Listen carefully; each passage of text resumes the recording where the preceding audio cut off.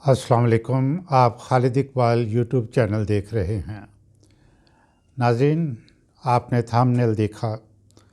मैंने लिखा है इसराइल एक हकीकत है, और दूसरी लाइन है पाकिस्तान को भी हकीकत की दुनिया में रहना चाहिए, और तीसरी लाइन है कश्मीर और फ़लस्तीन के लिए जो मुसलमान ममालिक हैं अभी तक उन्होंने क्या किया है। नाज़रीन, पिछले हफ्ते यूएन की जनरल असम्बली, जहाँ के हमारे निगरान वज़ीर आज़म ने ख़ताब किया, वहाँ इसराइल के वज़ीर ख़ारजा भी थे। उन्होंने वहाँ से प्रेस के लोगों से बात करते हुए कहा कि मेरी बहुत से, बल्कि उन्होंने मेंशन किया कि 6-7 ऐसे इस्लामी ममालिक के सरबराहान से मुलाकात हुई है जो कि इसराइल को पहले तस्लीम नहीं किया, लेकिन अब वो फॉलो करेंगे सऊदी अरेबिया को और इसराइल के साथ अच्छे ताल्लुकात बनाएंगे और अल्टीमेटली तस्लीम करेंगे। हम अक्सर कहते हैं, ये मैं आपको एक बात बताने लगा हूँ कि जब हम बात करते हैं कहते हैं कि जी ये प्लान है, ये पेपर पे सारा कुछ है और हकीकत कुछ भी नहीं, यानी एग्जिस्ट कुछ भी नहीं करता। लेकिन मैं आपको एक चीज़ बताता हूँ जो कि बहुत ही पते की है, वो ये है कि इसराइल और सऊदी अरब के ताल्लुकात के बारे में मामला बिल्कुल बरअक्स है। फॉर्मली पेपर पर कुछ भी नहीं, लेकिन असल में बहुत कुछ है। इसराइल के बेशुमार मुस्लिम ममालिक के साथ बैकडोर रवाबत हैं। हर मुल्क अपना मुफाद देखता है और बेशक कि वो इसराइल की अहमियत को समझते हैं। मैं आपको अपने ज़ाती तजर्बे की बिना पर बता रहा हूँ कि बहुत से मुस्लिम ममालिक ज़राअत के माहिर इसराइलियों का सर्विसेज उन्होंने हायर की हुई हैं।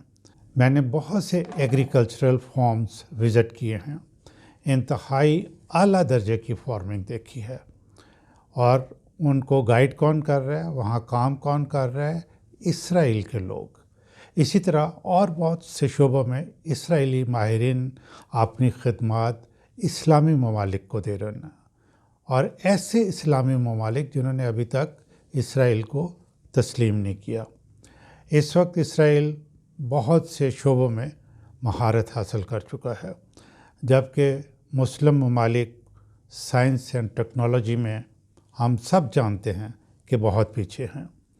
सब मुस्लिम ममालिक को और ख़ास तौर पर हमें अपने लोगों को बताना चाहिए।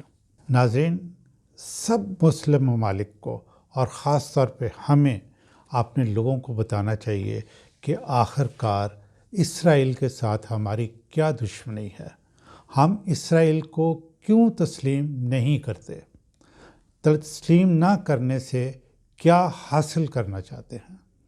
हमें इस बात पर भी ब्रेनस्टॉर्मिंग करने की ज़रूरत है कि जो कुछ हम हासिल करना चाहते हैं वो इसराइल को तस्लीम ना करके मुमकिन है या इसराइल को तस्लीम करके मुमकिन है। हमें इस बात पर भी गौर व फिक्र करना चाहिए कि मुकम्मल कुट्टी करके और दूर बैठ के बयान दागने से हमें क्या हासिल होगा। मेरा ये ख्याल है कि कम अज़ कम लोअर लेवल पे हमें गुफ्तगू का आगाज़ करना चाहिए।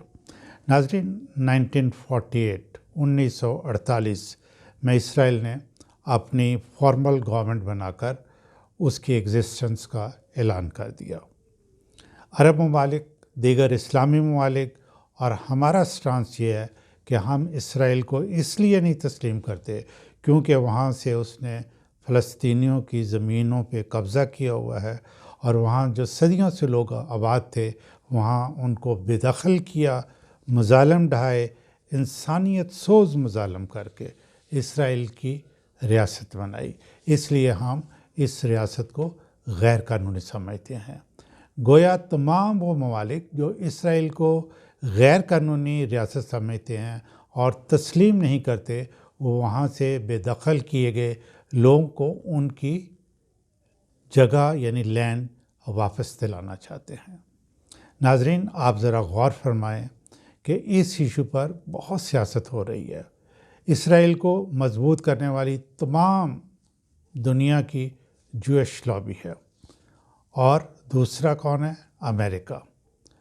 اور آپ کو یہ پتہ ہے کہ امریکہ میں جوئش لابی بہت اسٹرانگ ہے، اور امریکہ کی اکانومی میں جوئش لابی کا ایک بہت اہم حصہ ہے، یا وہ کنٹرول کرتے ہیں۔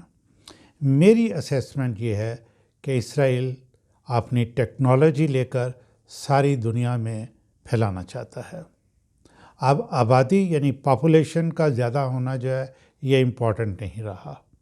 اب ٹیکنالوجی، خاص طور پر جنریٹو آرٹیفیشل انٹیلیجنس جو ہے، یہ دنیا میں ویریس ریسورسز جنریٹ بھی کرے گی، اور اسی سے دوسرے لوگوں کے جو ریسورسز ہوں گے اس پر قبضہ بھی کرے گی۔ ناظرین، میری یہ بات یاد رکھیں کہ جنریٹو آرٹیفیشل انٹیلیجنس سے ہی لوگوں کے ذہنوں کو کنٹرول کیا جائے گا۔ میں یہ اپنا سینٹنس جو ہے وہ دہرائے دیتا ہوں کہ مستقبل میں جنریٹو آرٹیفیشل انٹیلیجنس سے ہی لوگوں کے ذہنوں کو کنٹرول کیا جائے گا۔ پچھلے سال جو ہی یو اے ای نے اسرائیل کے ساتھ تعلقات استوار کیے تو ابھی پیپر ورک مکمل بھی نہیں ہوا تھا، اور اسرائیل کے انٹیلیجنس کے لوگ حساس ایکوپمنٹ لے کے یو اے ای پہنچ چکے تھے۔ وقت گزرنے کے ساتھ اسرائیل کو تسلیم کرنا یا نہ کرنا اور اس کا مختلف ممالک سے روابط قائم کرنا صرف سیاسی مسئلہ نہیں رہا، اس لیے بہت احتیاط اور وزڈم سے پلے کرنے کی ضرورت ہے۔ بہرحال میری یہ کنسیڈر اوپینین ہے کہ ہمیں مکمل کٹی والی پالیسی کو ترک کر کے گفتگو کرنی چاہیے۔ شاید اس طریقے سے فلسطینی مسلمانوں کے لیے کچھ زمین کا ٹکڑا حاصل کر سکیں۔ بہرحال گفتگو سے سالوں سے رائج ظلم و بربریت تو کم از کم ختم کروائی جا سکتی ہے۔ پاکستان کے لیے ایک مسئلہ یہ بھی ہے کہ مقبوضہ کشمیر کے بارے میں ہمارا یہی سٹانس ہے، جس کے بارے میں کم از کم میں اپنی حکومتوں کو ناکام دیکھتا ہوں۔ اسرائیل کے بارے میں فیصلہ کرتے ہوئے ہمیں مقبوضہ کشمیر کو بھی سامنے رکھنے کی ضرورت پیش آتی ہے۔ اسرائیل کے ساتھ گفتگو کرنے میں ہمارا کشمیر کا جو سٹانس ہے وہ حائل ہے، اور ظاہر ہے اس پہ ہم کمپرومائز بھی نہیں کر سکتے۔ اس لیے پاکستان کے لیے کمپیریٹیولی یہ ذرا مشکل کام ہے کہ اسرائیل کے ساتھ گفتگو کا آغاز کیا جا سکے۔ اسرائیل کی نظر میں دو ممالک جو ہیں وہ بہت اہم ہیں، اور پہلا ہے سعودی عرب اور دوسرا ہے پاکستان۔ سعودی عرب اس لیے اہم ہے کہ وہاں تیل اور معدنیات کی دولت ہی دولت ہے، اور دوسرا سعودی عرب جو ہے مسلم امہ کا لیڈر بھی سمجھا جاتا ہے، جبکہ پاکستان کی اہمیت بلا شبہ اس کی ٹرینڈ، انتہائی ٹرینڈ میں کہوں گا، افواج اور میزائل اور نیوکلیئر ٹیکنالوجی ہے۔ جیوگرافیکل لوکیشن اس اہمیت میں اضافہ کرتی ہے۔ میری دانست میں اسرائیل سے گفتگو کا آغاز ہونا چاہیے، لیکن یہ بات میں آپ کو بڑی کلیئرٹی کے ساتھ کہنا چاہتا ہوں کہ اب یہ گفتگو کا آغاز صرف فارن آفس یعنی ڈپلومیٹس کا کام نہیں ہے، صرف پولیٹیشنز کا بھی کام نہیں ہے، صرف افواج پاکستان کا بھی کام نہیں ہے۔ تو پھر کون ان سے گفتگو کر سکتا ہے؟ یہ میں بتاؤں گا آپ کو اپنی نیکسٹ ویڈیو میں۔